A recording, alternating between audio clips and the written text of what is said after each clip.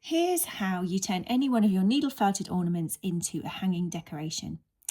Take 20 centimetres of string, place the two ends together and tie it into a normal overhand knot, like this.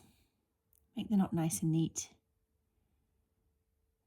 And then you place your loop over the top of your model, like this. Now you're going to take a piece of coordinating wool, something that matches the top of your model so that it will blend in and disappear. You only need a tiny bit. Tear it up and rub it in your fingers to make a small patch. Place the patch over the thread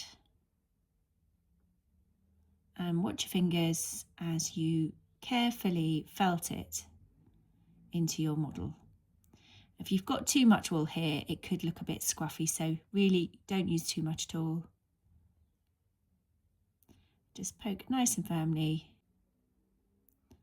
There you go. That's how easy it is to turn your felties into hanging decorations.